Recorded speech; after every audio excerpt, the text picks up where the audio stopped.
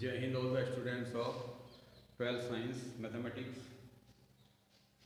Relation and Function Chapter 1 continued. Exercise 1.1 का question number 9 का first I am taking this question number 9 first part.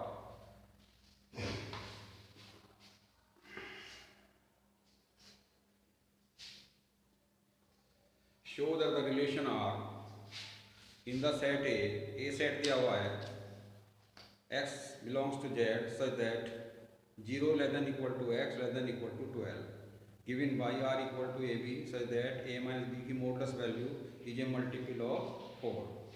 और second part है R equal to AB such that A equal to B is an equivalence relation.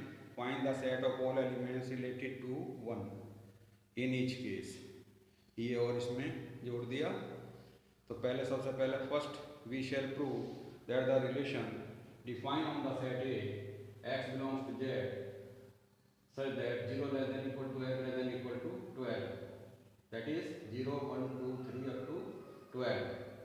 इस पे relation आप जो है इसको हम सबसे पहले क्या करेंगे, फर्स्ट ऑफ ऑल इसे इक्विवेलेंस प्रूव करेंगे. तो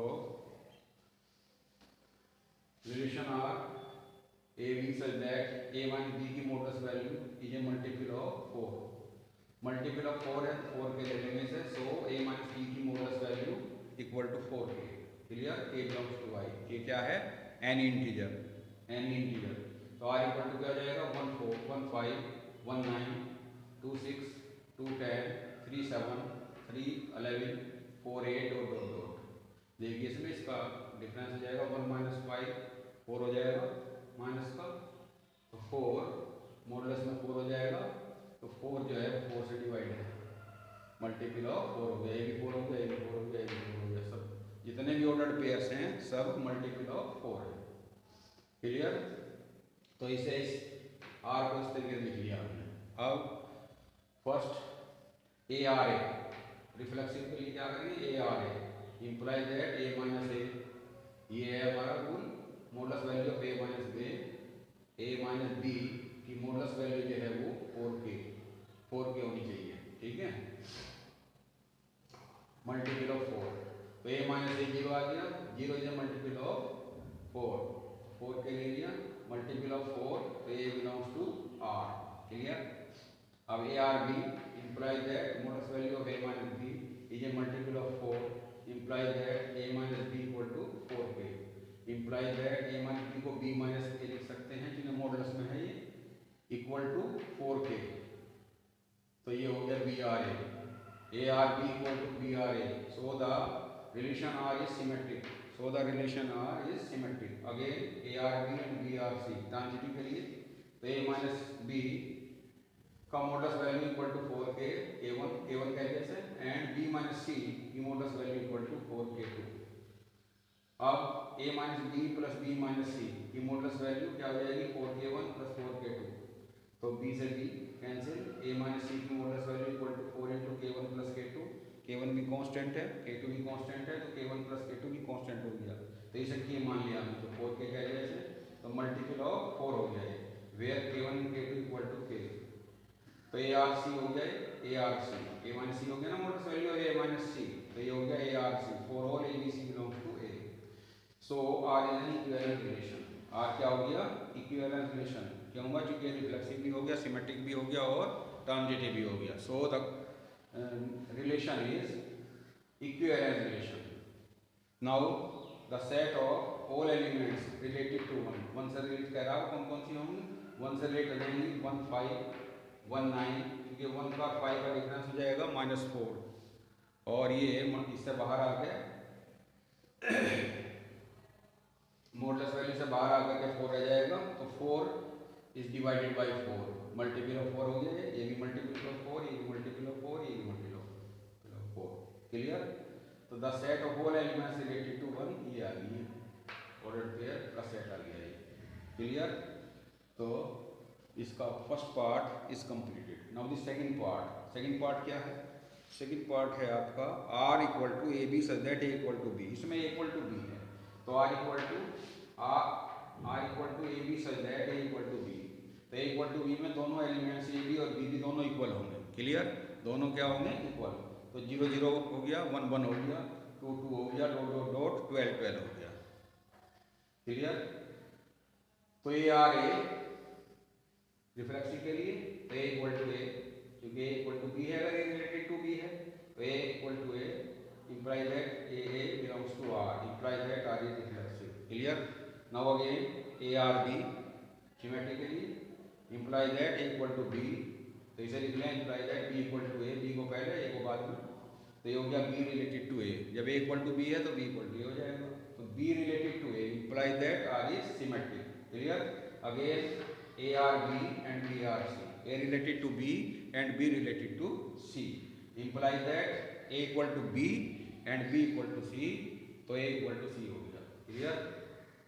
तो A equal to C का मतलब है A related to C, A related to C, तो R is transitive, R is transitive, तो R is equivalent relation हो गया, क्योंकि रिफ्लेक्सिव भी हो गया, सिमेट्रिक भी हो गया और ट्रांजिटिव भी हो गया, तो इक्विवेलेंट रिलेशन हो गया। Again set related to one के ए रिलेटेड में सेट ए वन क्या हो जाएगा, ये हो जाएगा सिंगलटन वन, केवल वन हो जाएगा। तो ये सेट दिया हुआ है हमारा 1 2 3 4 5 12, तो वन के रिलेशन में वन ही हो जाएगा, वो सिंगलटन वन हो जाएगा।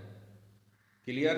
This question has been completed. Now question number 10 का फर्स्ट देखिए, 10 का फर्स्ट क्या है इसमें, ये give the example of relation which are symmetric but neither reflexive nor transitive. केवल सिमेट्रिक होना चाहिए, ना रिफ्लेक्सिव हो ना, ऐसा एग्जांपल हमें देना है। तो हमने क्या करा, let A equal to set of straight line in the plane, set of straight line in the plane, ये तो हमने ये दे दिया। इस पर डिफाइन हो गया हमारा relation R equal to A B such that A is perpendicular to B. A line, A और बी दो लाइन है, A is perpendicular to B, A perpendicular है बी पर, where A and B are perpendicular lines. Clear. तो A related to ए, अब A line जो है कि परपेंडिकुलर हो नहीं सकती, क्यों नहीं हो सकती, क्योंकि ये लाइन है हमारी, तो ये इसके परपेंडिकुलर कैसे हो जाएगी, पैरेलल हो सकती है, कोइंसाइड करेगी। क्लियर। तो which is not possible, so A not R related to A for all A belongs to A. तो ये क्या हुआ, रिफ्लेक्सिव नहीं है, this relation is not reflexive. Again A R B imply that line A perpendicular to line B.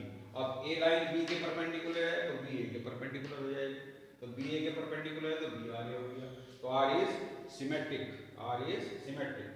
Again A R B and B R C, A perpendicular to B and B perpendicular to C, ये rule of the relation. तो A B के perpendicular है तो B C के perpendicular है, तो ए सी के perpendicular नहीं होगा, पैरेलल हो जाएगा। क्लियर। तो A but A not perpendicular to C implies that A not related to C, so R is not transitive। तो R जो है वो सिमेट्रिक है, केवल symmetric, but neither reflexive nor transitive. तो एग्जांपल हो गया हमें। ठीक इसी प्रकार से इसके और जो पार्ट्स हैं आपको करने हैं, ये होमवर्क में डाल दिए मैंने। क्लियर। तो ये आप अपनी तरफ से एग्जांपल दीजिए इसमें और क्वेश्चन को पूरा कीजिए। क्वेश्चन नंबर 12, ये अलग क्वेश्चन थोड़ा सा, a question number 12, question number 12 है आपका, show that the relation R defined in the set A of all triangles as R equal to T1 T2 such that T1 is similar to T2, T1 T2 के similar है, is an equivalent relation. Consider 3 right angles T1 with sides 3 4 5, T2 with sides 5 12 13 and T3 with sides 6 8 10, which triangles among T1 T2 and T3 are related। तीन हमारे side दी हुई हैं triangle की, तो ये बताना है कि which triangles among T1 T2 and T3 are related, कौन से रिलेटेड है कौन से नहीं। तो पहले क्या करेंगे, सबसे पहले हम प्रूव करेंगे कि ये रिलेशन जो है ये इक्विवेलेंस रिलेशन है। क्लियर। ये कैसा रिलेशन है, इक्विवेलेंस रिलेशन। तो ये सेट हो गया आपका, ये सेट है ये ट्राइंगल्स का set, all type of triangles are present in this set A। तो A set of all triangles in the plane, relation R equal to T1 T2 such that T1 is similar to T2, T1 is similar to T2, तो T1 related to T1 implies that T1 similar T1. अब T1 T1 के similar हो गई, clear? तो which is true, so R is reflexive. अब now again T1 related to T2 implies that T1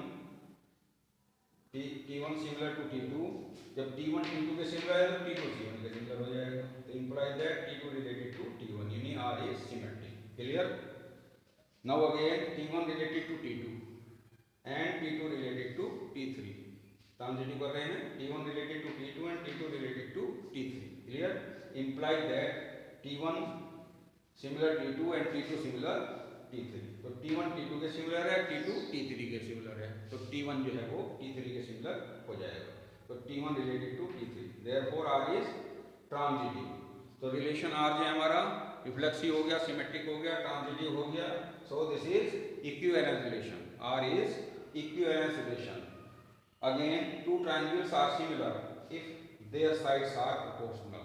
दो triangle similar होते हैं जिनकी साइड जो है वो प्रोपोर्शनल हो, तो इसकी जो है हमारे पहले वाले T1 की कितनी है 3, 4, 5 और थर्ड की है T1 वो 6, 8, 10.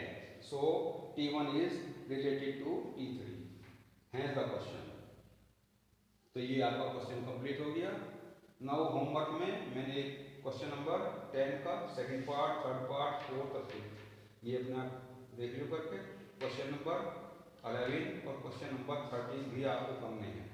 ये 27 का आपका होमवर्क हो गया. Clear? Thank you and have a nice day.